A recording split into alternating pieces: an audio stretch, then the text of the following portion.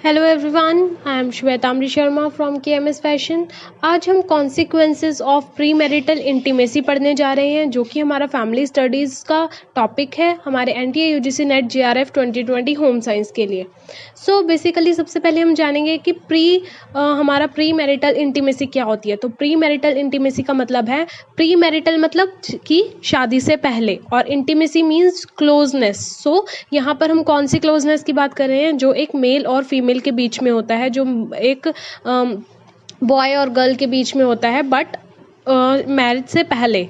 Okay, marital मतलब आपका marriage से पहले जो भी आपका क्लोजनेस है, जो भी एक पर्टिकुलरली रिलेशनशिप है, क्लोज रिलेशनशिप की बात हो रही है। तो उसके कॉन्सिक्वेंसेस क्या होते हैं कि अगर कोई भी लड़का या लड़की प्री मैरिटल रिलेशनशिप्स में आ जाता है तो उसके कॉन्सिक्वेंसेस क्या होते हैं, हमारे फैमिली स्टडीज़ का ये टॉपिक है। सो वो हमारे कुछ एक हैं, like society attitude, pre marital, teenage, pregnancy, जिसके अंदर आता है हमारा physical consequences, STD, venereal diseases, abortion, illegitimacy, premature marriage, psychological consequences and interpersonal consequences. So आइए एक एक देखते हैं। सबसे पहले हमारे सोसाइटी एटीट्यूड। सोसाइटी एटीट्यूड का मतलब क्या होता है कि जैसे ही एक बार भी कभी इंटीमेसी डेवलप हो गई, क्लोजनेस डेवलप हो गई, तो उस क्लोजनेस के बाद क्या चीज़ आती है, कौन सी सिचुएशन आती है जिसके अंदर सारे के सारे ये सोच लेते हैं कि गलत, जो मीन्स ब्लेम, या फिर गलत कौन होगा, कोई भी गर्ल या वुमेन जो उस पर्टिकुलरली रिलेशनशिप के अंदर इन्वॉल्व है वो ही इन्वॉल्व होगी, वो ही ब्लेम करेंगे। मतलब जितने भी ये सोसाइटी है, जितने भी ये फिंगर्स हैं, ये सारी हमारी सोसाइटी है और बीच में एक गर्ल है। तो सोसाइटी का एटीट्यूड क्या होता है कि once the intimacy is develop, जैसे इंटीमेसी डेवलप हो जाती है तो जो मेन इनिशिएटिव रहता है वो किसका होता है, ब्लेम किसको करते हैं, एक लड़की को। तो सबसे एक मेन इंपॉर्टेंट कॉन्सिक्वेंस क्या होता है, एक बहुत ज़्यादा मेन इंपॉर्टेंट जो आप कह सकते हैं कि रिजल्ट क्या होगा हमारे इस सेक्शन का, इंटीमेसी का जो रिजल्ट होगा वो ब्लेमिंग अ वुमेन और अ गर्ल रहेगा। सेकेंड हम बात करते हैं फिजिकल कॉन्सिक्वेंसेस की। तो फिजिकली क्या तो होता है हमारा प्री मैरिटल, टीनेज, प्रेगनेंसी। सो सबसे पहले क्या आता है कि प्री मैरिटल या टीनेज प्रेगनेंसी हो जाती है। इसके अंदर क्या होता है, प्री मैरिटल हमारा कंसेप्शन हो जाती है। कंसेप्शन मीन्स आप कंसेप्शन की वीडियो भी देख सकते हैं, उससे आपको पता चल जाएगा क्लियर। हमारा ये चाइल्ड डेवलपमेंट का टॉपिक है कंसेप्शन का। सो आप और साथ के साथ क्या होता है, जब उनके आपस में सेक्सुअल इंटरकोर्स होता है, सेक्सुअल रिलेशनशिप बनते हैं, तो प्रेगनेंसी होने का बहुत ज़्यादा चांसेस रहते हैं और उसकी वजह से एबॉर्शन हो गया, इलिगेमेसी हो गया या प्रीमेच्योर मैरिज के भी चांसेस बहुत ज़्यादा बढ़ जाते हैं। अगर हम एबॉर्शन की बात करें तो जो जितने भी प्री मैच्योर प्रेगनेंसीज होती है उसके अंदर 3/4 जो केसेस होते हैं वो हमारे एबॉर्शन के केसेस होते हैं। और अगर हम इल्लीगिमेसी की बात करें तो एक चाइल्ड को रखना मतलब एक रेयरेस्ट ऑप्शन होता है ये एक गर्ल के लिए। और प्री मैच्योर मैरिज का भी क्या आता है कि एजुकेशन नहीं ले पाते हैं वो लोग, और उनकी जो भी ट्रेनिंग उनकी चल रही होती है वो डिस्टर्ब हो जाती है, उनकी नॉर्मल लाइफ डिस्टर्ब हो जाती है, और एक बार मैरिज हो जाए लेकिन बाद में डाइवोर्स रेट भी बहुत ज़्यादा इंक्रीज हो जाते हैं।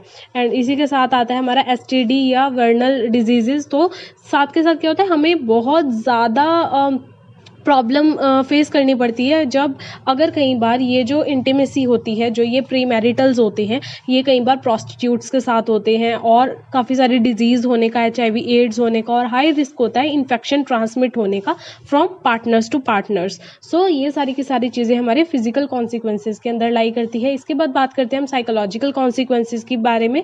तो साइकोलॉजी मीन्स आपके माइंड को जितने भी हमारे टेंजिबल इफेक्ट्स हैं वो उन सब चीज़ों के लिए, जैसे प्रेगनेंसी हो गई, हमारा एबॉर्शन हो गया, डिजीजेज हो गई, या फिर इमोशनल जो कॉन्सिक्वेंसेज होते हैं इंटीमेसी के, वो बहुत डिफिकल्ट होते हैं हमारे मेज़र करने। सो वो जितने भी टेंजिबल चीज़ें हैं वो इंटेंजिबल चीज़ों को मेज़र नहीं कर पाती, और बहुत ज़्यादा रिग्रेट होता है, या गिल्ट की फीलिंग होती है, या वुमेन्स को नहीं सही फील होता। तो ये सारी की सारी चीज़ें साइकोलॉजिकल कॉन्सिक्वेंसेज लेके आती है, साइकोलॉजिकल वीक कर देती है। एंड लास्ट आता है हमारा इंटरपर्सनल कॉन्सिक्वेंसेज। इंटरपर्सनल कॉन्सिक्वेंसेज के अंदर क्या चीज़ होती है कि अगर तो जो मैरिज हो रही है, मीन्स ये आपको फर्स्ट डायग्राम विजिबल है, तो ये मैरिज का है। अगर मैरिज हो रही है, मैरिज में आपने अपनी इंटीमेसी को बचा के रखा हुआ है, मीन्स आपने प्री मैरिटल रिलेशनशिप्स नहीं मेंटेन किए हैं, तो आपकी लाइफ कैसी रहेगी, सेफ रहेगी। On the other hand if you have a multiple